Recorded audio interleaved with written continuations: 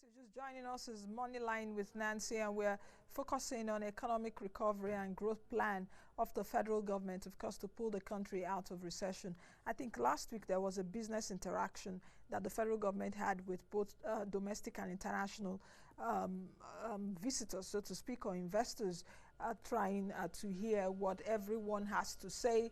And it was also attended by the Vice President and Minister of Finance, Minister of Trade and Investment, and all of that. And of course, we do know that the President will launch the Economic Recovery and Growth Plan next month. It was supposed to be launched last month, December. I think it was moved to February. My guest is with me right now. He is Emeka Okengwu. He is a development specialist, and we're looking at the Economic Recovery and Growth Plan. Welcome to the program, and thanks for joining us. Pleasure to be here. Thanks, Nancy. What do you think? The Economic Recovery and Growth Plan, I guess you would have looked at it, and the government says it wants to focus on 12 priority areas. I did read out a few at the beginning of the program. What actually do you think? Is the federal government on the right path? No, it's not. That's too... No, you asked a very direct question. And that's too direct an answer. No, it's not. No, it's not, because with all these things I'm seeing. Well, you need to lay the foundations. You know, you must develop the framework, okay, of building an economic plan, if you may. And the foundations are very right. First, you need to ask yourself, do you have an economy that you want to recover? And is there a difference between economy and economics? When you've had an economy that has been market-based, when you've done a lot of trading, when you've done a lot of what they call import substitution, that is substituting nothing. Okay, we've had import, other countries of the world do import substitution. What does it mean? You are substituting, you know, for the shortfalls of your production. What are you producing? Okay, because you see the factors of production, when they say that the substructure determines the superstructure, it simply means that, you know, the economy or production determines politics. Is that not how it goes? Okay, the moment you don't have production now determining economics or politics, it simply means that you're going to be having a lot of your infrastructure, you know, being driven by what you call the superstructure. And what's the superstructure? That's where you have politics. It won't be driven by the substructure, which will now be demand and result oriented. Okay, so you must do a proper overview of what we've had, where we're coming from. Okay, first, what kind of economy were you bequeathed when you got your independence? And you think they didn't do that? They didn't do all of that before coming up with this economic recovery? Well, if you did that, you were reading out a monorail. You know, monorails are pleasure rails. Okay, light rails are pleasure rails. The primary essence of building your rails is to be able to move your bulk goods and services. How much of that can your monorail move? And if you're building a rail between Kaduna and Kano, or between Lagos, monorail will move people. That's what I'm saying. It wouldn't come with any value. That rail that you showed on your intro, you know, could probably carry a maximum of 300 people. Now, if you're going to be paying 600 naira or even 1,000 naira, at what stage and how long will it take you to recover your investments? So the bulk value, the real value of mass transportation is actually what you call the bulk value. Okay, right? If you don't have that bulk driving it, the secondary value is the human traffic. That's what I'm trying to say to you. So, you know, you asked a direct question and I gave you a direct answer, and I'm trying to explain where I am coming from. We shouldn't be talking about infrastructure. We should be talking about rail sector. Okay, if you laid the foundation where you were now including what you call inclusive growth, it's not as if we're not growing, okay, but we are developing, you know, without growing, or we're growing without developing. Those are two different things. So it's important you put the proper platform, okay, to say to yourself, what are the basics you need, you know, to do economic recovery? One is job creation, okay. Two is, and the job creation you're creating has to be sustainable. Okay. Two is that you need to start adding value to your raw materials to be able to make you, you know, become a player in the what they call the politics of international economic relations, or in the international market, because it is what you're bringing to the table in the international market that gives your currency the value it carries, not the fixtures, not the colors, not the design. It is what your economy is presenting that makes it stronger or otherwise. So if you want to pull out of recession, you must shore up the naira. And how best can you shore up the naira? Without production. How else can you do it? Why did you say we don't have an economy? You I said just, that at the beginning. I just explained it to you. So what do we have? What you have is a market. What you have, it's India bringing in whatever it is they bring in, the Indian Shiraz or whatever, and then by the end of the day you can turn it into an Igbo dress. Is the Chinese bringing in their fabrics here, and then you look at the way I've sewn it and say, oh, this must be an Igbo man because it's made it like an Ishiagu. They say, okay, Hausa national dress, Babariga. Yoruba. Is that really a national dress for us? Well, I mean, that's answering your question. Yeah. It's all about China. Because I've also asked that question there. For us to say we are wearing even traditional dresses, it depends.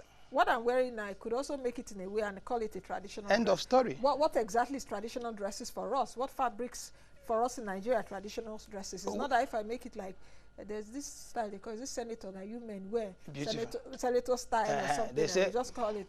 Does that make it our traditional dress? Well, you see, you have cotton fields. In as much as, okay, these days the cotton is not even, so much in vogue because it's become very expensive. But you have what you call the polyamers and polyesters. What you have the non-woven, for your textile industries. You should have recalibrated, to meet with the times. We have and this is coming from your petrochemicals. Now, when you have industrialists saying that they are shutting down production because, somebody said to them, go to the market and buy your dollar, and then whatever it is you need to produce, you produce it. Look at your studio here. You've just given an example with your dress. Every other thing on you that you're wearing, also falls into that category. So what it simply means that from your glass cup to your telephones to the paper to the biro to everything here. To the cameras, so to the lights. To what qualifies you to be an economy, Nancy? You answer me that. So perhaps we just do buying and selling. That's what it is. That's what they call it. They say this. I mean, in Nigeria, you have this market-driven economy, market economy. Okay, either you have an economy or you have a market. If you have an economy, it's driven by production. If you have a market, it's driven by trade. That's the elementary explanation, so people can follow. You can build it because we have everything it takes to build an economy. Okay, Ajokuta would have been at the center of building our economy. Imagine, for instance, that Ajokuta had the contract to supply just only 20%, okay, of the inputs into all this steel. Do you know how much that would have been? Do you know how many mines that would have created? Do you know how many jobs that have created both at the downstream and upstream levels? So we must think our country through. By the time you go and commit all these monies, and then you're carrying probably 300,000 people that are paying you 300 naira a year against a project that you're spending close to 4 trillion or 5 trillion, if it's 1 point something billion, you're never going to pay. So where does this economic recovery and growth plan leave Nigerians? Because with what you're saying, we really don't have an economy. What we're operating is a market, and the government is really interested in building that economy right now. Of course, the 2017 budget is based on the economic recovery and growth plan, which the president will launch next month. The government has also said we want to privatize selected assets. That was a debate sometime last year, and some other issues. So if you say we don't really have an economy, where does it leave this actually? Where does it where does it leave us? Where should we start from? Yeah, that's what I said to you. We need to start from 3 factors. One, and that's most critical of all, is our human capital development. Okay, we must interrogate, the skills we have, the skill set you have. We must be able to rejig it. Okay, hitherto, way back in those days, it was better, more, convenient for you to take your car to somebody who went to a trade school than somebody who came out of a university, because engineers from the universities are not trained, as handsome men. We had the trade centers that trained mechanics that could put apart any engine and put them together. Okay? Now, these days, what betide you if you drive any of these expensive cars and you have any problems and you need to get any mechanic to touch it? You would either carry it on your head home or tow it to a shop, and that's the big, you will never even fix it.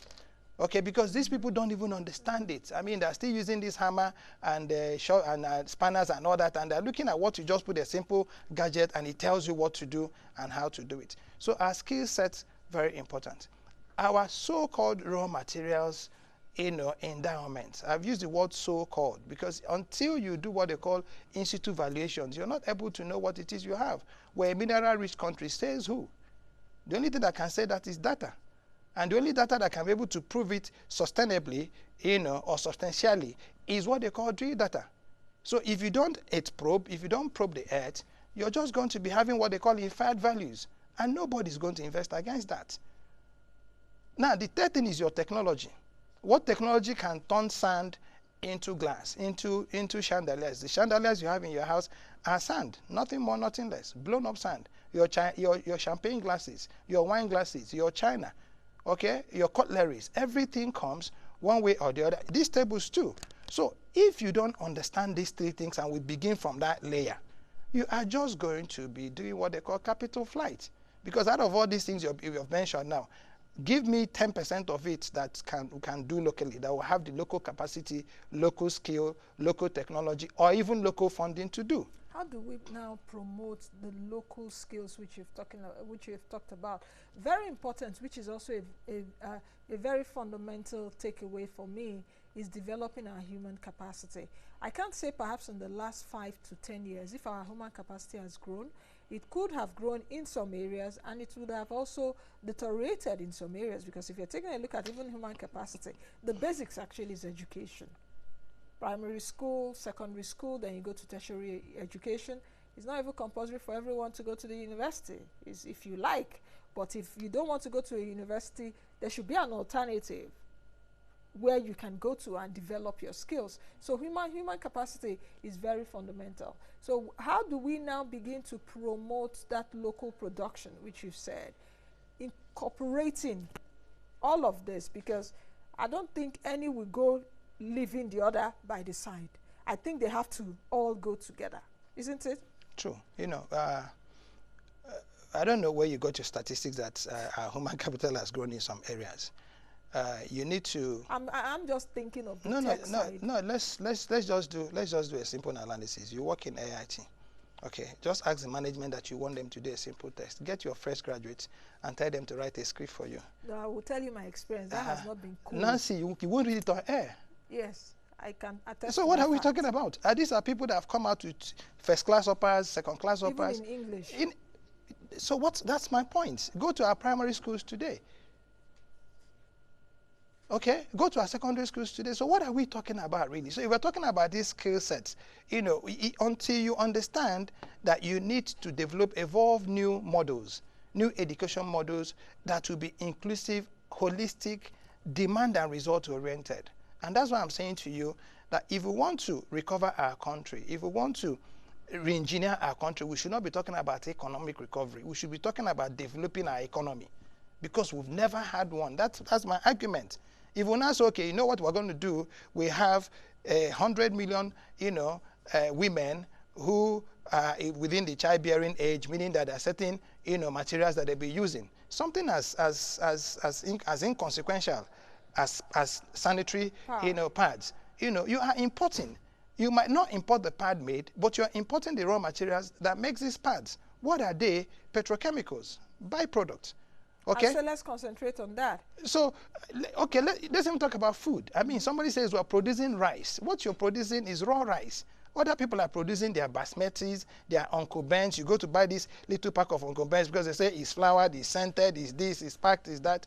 It gives you the treat up. I don't know if you remember, I mentioned this last time I came here, the one bottle gives you 5. Okay, so until you learn that it is not enough for you to have a poultry that lays eggs for you.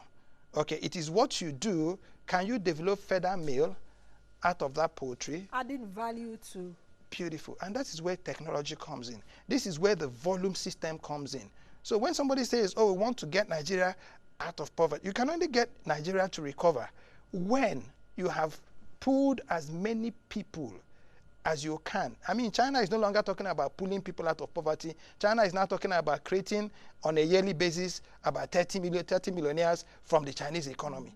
And what are they doing? They're doing it by aggressively coming to sell Chinese products to you. Anything that you can get from anywhere in the world, the Chinese people will be sure to give it to you. Why? Because they have developed their skill sets. Malaysia, the same thing. Indonesia, the same thing. Thailand, I mean, you need to look at what's happening in Thailand. They are now going into biotechnology. They are making certain that everything counts in their economy. What's the place of research and development in us? All our research institutes are all shut down. At the best, oscillating, vegetating at the breadlines. They would also complain they don't have funds. So that's the point. That's the point, Nancy. So how are you going to be doing economic? You're getting monorails, and then you're going to be signing on contracts, 5-year maintenance contracts, and you need to be flying the people to come to do this maintenance. The moment they can't come anymore, it becomes abandoned. Where is the abandoned projects? There was a compendium of abandoned projects in this country, over 8,000 of them. Has they been captured there? So until we begin to tell ourselves the truth of our country, we're just going to keep probably throwing money at problems and then... You're just hitting my nerve, especially when you said, let's begin to tell the truth, and I have a knack for saying the truth, especially on this show, because I've always told people that I don't have the luxury of painting it the way it is not. I'm not a politician, so I've got to say it the way it is. If we say, let's tell the truth to ourselves, actually, is it that leadership has actually failed us? Well, or we deserve the leadership we're getting right now? Because if you take a look at getting Nigeria to where it should be, really, it's not what people will say, it's not a my job, so to speak, as they say in the local pidgin parlance. That it's not an easy, it's a day job that you will fold your agbada every day for the 4 years, irrespective. I'm not even talking of Mr. President right now. I'm talking of whosoever that is the president at a particular time and his team, and say, guys, this country should be at this point. Because I'm tired of saying we always have the potentials, Oh, Nigeria is a country of potential. Nigeria is a country, oh, we have so this. We have a youthful population. We have a vibrant population. We have raw materials. Of course, you've said that we should not even say we have raw materials until we have data to back it up. We have a lot of unexploited raw materials, yet that is still in the ground. And over how many years later, perhaps 57 years later now, in 2017 of our independence, we are still talking this. We are still infested with diseases that should be gone. So it's what actually should we blame for that? Who should we blame? I'll tell you two stories. Is it who should we blame? Yeah, because we should tell the truth to ourselves, really. I'll tell 3 stories. Story number 1 is that I grew up in a place they call University of Nigeria, Nsukka. Oh. As a young child, my children have never seen milkmen, apart from the ones they read in cartoon books. They've not seen? Milkmen. Okay. I'd gone to my father's gate to get milk from the milkman coming from University of Nigeria, Nsukka Dairy Farm. That was just the university's dairy farm? Yes. I had gone to my father's gate to get poultry, and poultry products from the university poultry. Ditto, vegetables, right? And everybody who was a student in Nsukka then, those of them that are watching can tweet into a text, or, all the foods, or 80% or more than the foods they were eating, we were having buffet as students. Nancy, buffet. I didn't enjoy that. No, you couldn't have. Yeah. That's you went. Sorry, Okay. I didn't go. Now, that happened. I paid my way through school. That happened. I paid beautiful. Yeah.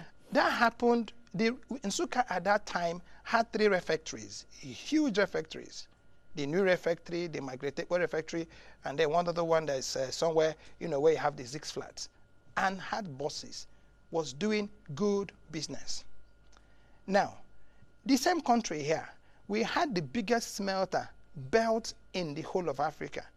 40 years after that smelter has stopped functioning, it is still the biggest in Africa. Had us becoming the biggest producers of tin and columbite, 2nd largest in the world, from our mining sector. Okay? Now, these things happened, and again, the test story, palm. Nigeria was shipping shiploads of palm. And let me tell you how it started.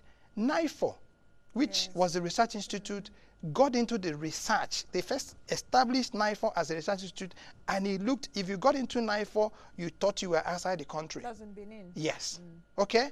NIFO now makes certain that for whatever it was, they were now researching, soil-based, soil-used, palms that suited what locations they were going to be planted in. So it is not rocket science, it's not folding agbada. Like you said, it's a very simple and straight thing. Ask yourself, at what point did we get this thing wrong? 2 devils came in. First, the indigenation decree of 1975. We were not ready. When that decree came, They said, oh, 75% or 35% of every company or every business in Nigeria had to be owned by indigenous people. And then the people who had it and were not ready to take over. It killed the mining sector irretrievably. Are you saying we would have allowed foreigners more? You would have... Just like the argument that some people say that South Africa is the way it is right now because the foreigners, That's what they call the exit. The whites, so to that's what they call the exit program. What did the Chinese people do? The Chinese people never allowed... I mean, what they did was they allowed these people to take over 100%, but that they made certain that whatever it was you knew, 10 Chinese people were taught or were schooled or were educated or were trained to know same. So by the time you leave here as a presenter, some other person who comes in, speaks you, talks you, behaves you. I mean, people will be wondering, when did Nancy become this dark or this fat? Because the person would have understudied every movement you make on set. There wouldn't have been any different. When you didn't do this and you didn't have the capacity to take over, what you now had, oh, we can run it is our country. And then you gave it to people who mismanaged it. I can tell the story of Ajokuta as a typical example of what I'm telling you. But it's a long, long story. So fixing Nigeria is not to do politics infrastructure. Fixing Nigeria is to do what they call demand-driven infrastructure. I like what you said. It's not politics infrastructure. No. But politics has a role to play, whether we like it or not. Even in advanced economies, politics have a role to play. Well, you see, whatever politics you play, you must be inclusive. And you must bring something to the table. You must be inclusive. You see, and that is why the moment politics ends in some country, everybody lines up, shakes the person who is won or lost, and everybody becomes friends, and the country becomes the focus. Okay, but the moment you put politics into governance, that's where you start having issues. Okay, it becomes an APC, a PDP, a PPA. Is a after the election. No, let's wait until another 4 years, and then we can decide who is going where. Oh, it's an APC government. No, it's not an APC government. It's a Nigerian government, and it's a continuum. Okay, the moment we see it that way, it becomes a lot easier for us to adopt what Jonathan had done right, what Yaradua had done right, what Obasanjo had done right, what Adjustment had done, and then also interrogate what they had done wrong. And in doing that, it's all about our country. It's all about focusing on what will get us the way to go. Country first. You are not talking about all this, your huge infrastructure. For you to do monorails, for crying out loud, you require a lot of power. And then in power generation or power production, you must account for who pays for that power at its very low cost, which is why we have issues in the power sector now. The discos are collapsing. I'm announcing this publicly. If we don't have anything or put any program in place to check the liquidity crisis that the discos are having, in the next 2-3 months, we're all going to be thrown into darkness. Because they've been having liquidity problems. So there've been a series of interventions. So imagine if the discos were operating. Government agencies are even owing the discos. Beautiful. If they were operating with power purchase contract, if you had large plantations, a friend of mine said to me, oh, he wanted to bring in a jet to fly agricultural farms in Nigeria. I said, jet? You can't even bring in a kite, because by the time that jet is taken off, you're in Niger Republic.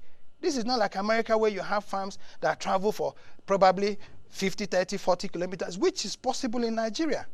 I do a lot of road running. You need to run around Nigeria to know what waste. So when people are telling you, oh, we want to recover what are you recovering? You must recover from the real sector. And if you're not putting the land as the basis, okay, of whatever else you're doing, land, people, processing, value adding, I don't know. Okay, we have 4 minutes to the end of the show. Let me see if I can get this in. Let me just quickly ask you this question, because government is optimistic that the economic recovery and growth plan implementation will be strongly done with political will and as well as inculcating the private sector. So I want you to comment on that, but let's just take some comments coming through on Twitter from those watching. Dele says, Madam Nancy, for government to recover the recessing economy, it must have the political will to do this. That's actually what I said earlier, because government says that it wants to have the political will to do that. Cliff says, this government is just playing kalu-kalu with our economy. The government is uncompromisingly... I shouldn't use that word. God help us. All right, Caleb says, this program is really interesting, but hearing the analysis, my heart bleeds. Caleb, my heart bleeds sometimes on the show and sometimes after the show, because I do know that we have capacity to be where we should be, not here, you know. Everyone is talking about America now. America, we're having heartache because Americans say stay in your country, you know. But just before we go, in a minute, if you can, answer my question.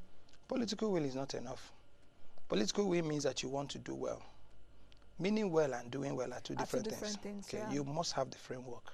You must develop the structure. Okay, you must have both the physical, material, you know, and human capital, you know, to do what it is you want to do, and that takes quite some doing. And I don't think our government is looking that direction, because I mean, look at us. We are very proud to announce that we've signed as the 107th company in the WTO treaty. Nancy, I asked as a last question, if we now had some trade relationship with a country like Russia or any country out there, what would we be giving to them in that trade relationship? What would be taken to the market? So that it can actually be a mutual relationship. I ask you what? I think that would be a question for another day, and that would be a question to the Minister of Industry, Trade and Investment that I hope to host sometime, perhaps next week, and he may be explaining more of this because his portfolio is trade and investment. You said that we don't operate an economy, we operate a market. Yeah. I hope I remember to ask him that day. All right, many thanks for coming on the show. I wish you a lovely day. You too, madam. Thank you. All right, I've been speaking with Emeka Okengwu. He's a development specialist. We've been looking at government's economic recovery and growth plan. Of course, that is to be launched next month. Next month actually starts tomorrow, isn't it? February 1st. Let's see when the president comes back. Like I said earlier, he has a lot of work to do. But let's see how it goes. I'll continue to look at this economic recovery and growth plan as we move forward. So many thanks for joining us today. Thank you for also sending your tweets and your comments. Keep them coming. Of course, the social media platforms are still open. So all you can do is just to send us a message or a comment. All right. Thanks for being a part of the show today. Like I always say, be the best you can be and be that change that you want to see. I will see you tomorrow, God willing. We'll see you tomorrow. The news is up next. I'm Nancy Naji.